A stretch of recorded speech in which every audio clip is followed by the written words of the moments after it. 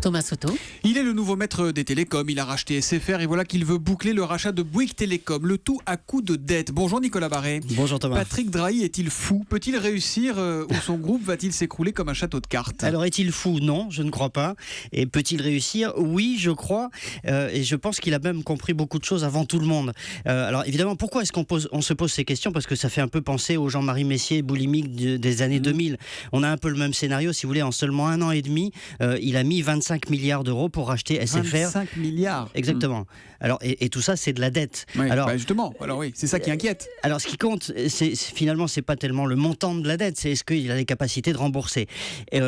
Drahi profite aujourd'hui d'une formidable fenêtre de tir, c'est-à-dire que les taux d'intérêt sont très bas, l'argent est abondant, grâce notamment à son quasi-homonyme Mario Draghi, qui dirige la Banque Centrale Européenne. Non, ça joue pas quand même. Non, quand même pas, mais disons que cette période de taux très bas ne durera peut-être pas, mais enfin en tout cas il en profite aujourd'hui.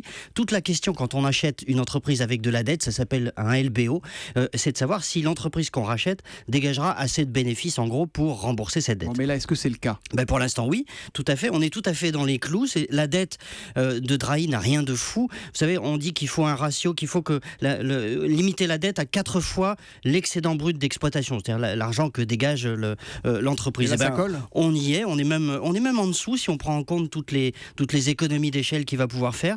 Alors, pour y arriver, il utilise une technique parfois brutale, on sabre dans les coûts, on met une pression maximale sur les fournisseurs, mais enfin en tout cas ça marche.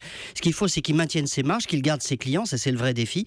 Mais s'il y parvient, eh bien oui, il peut réussir, et non, son pari n'est pas fou. Il va aller voir Emmanuel Macron qui veut le voir à Bercy aujourd'hui. Emmanuel Valls a mis 5 conditions, dont des conditions des garanties sur l'emploi. Mais le gouvernement a vraiment son mot à dire. Ils disent qu'ils vont respecter les 5 conditions au pied de la lettre. Mais le gouvernement n'est pas actionnaire ni de SFR, ni de Bouygues. Non, tout à fait. Ils ont des moyens de pression, disons, indirects. Voilà. L'édito éco de Nicolas Barré, directeur de la rédaction des Échos. C'est tous les matins à 8h10 sur Europe 1. À demain Nicolas. À demain.